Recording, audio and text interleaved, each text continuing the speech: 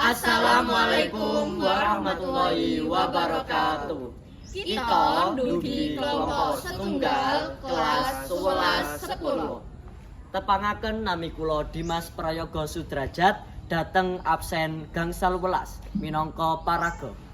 Tepangaken nami kula Ahmad Ikam Ramdhani dateng absen setunggal minangka nata panggung.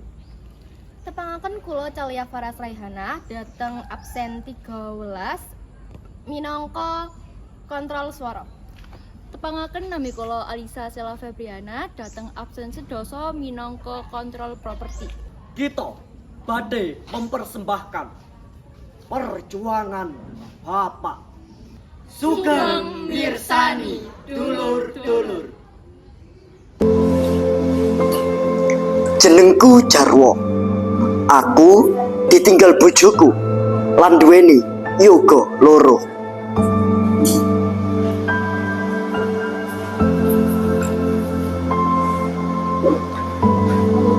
Saben esuk sadurunge srengenge metu, aku wis tangi. Kadang gurung sarapan wis mangkat kerja. Ora kanggo sapa-sapa, mung kanggo kowe kabeh anak-anakku.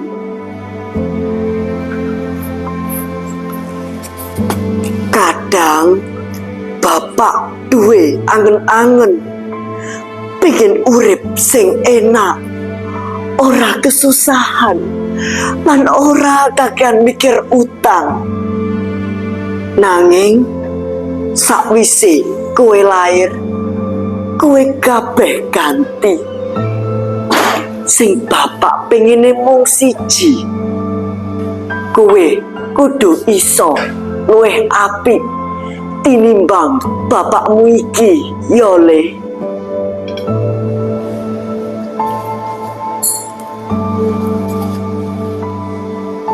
Le, kowe ngerti yen bapak muleh iki keringetan, tangan sing iki loro, pundak iki sing rasane ku yo linu. Tapi bapak ora cerita ning kowe. Bapak ora pengen kowe weruh. Mbah bapak sedih, mbah bapak kesel. Lan saben dinane adikmu iku loro. Duweke bapak iki mung sithik. Bapak donga ing pojokan masjid lan lungguh dedonga.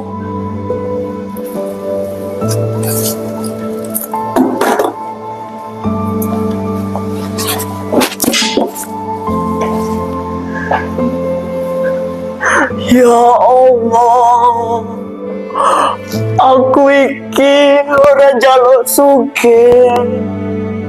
Aku mau njaluk aku kuat.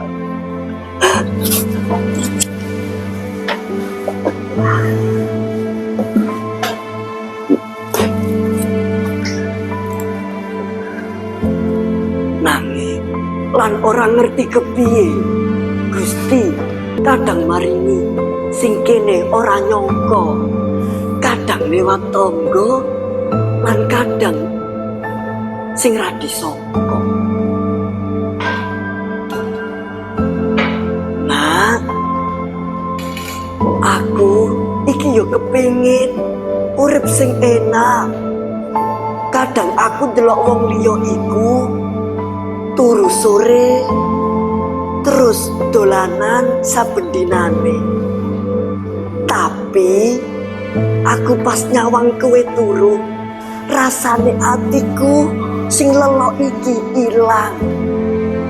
Amarga ero senyummu. Nah, Le, kowe bakal ngerti perjuangan bapakmu iki ya. Sing kowe mangan ning piring karo sego, sing klambi sing mok gawe iku, lan sing bapak pendinane donga kanggo kowe. Bapak iki wis tuwek le. Ora padha kaya biyen. Yen bapak ora ana, kowe aja nangis ya le. Tangisanmu ora bakal garai bapak balik le. Iling omongane bapak. Kowe kudu sregep. Kowe kudu jujur. Lan kowe kudu tulus ya le. Omongane wong tuwa iku mung tresno wong tuwa ora perlu omongan akeh. Cukup bukti, cukup keringet. Iku le sing diarani tresno sejati.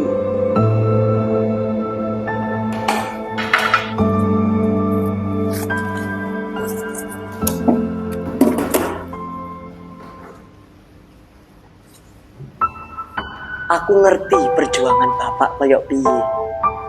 Sing iso nggarai aku sing koyok ngene.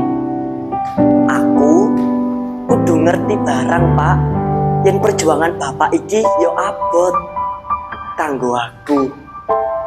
Aku kudu sregep, jujur, lan tulus sing opo bapak pesen. Matur suwun nggih, Pak.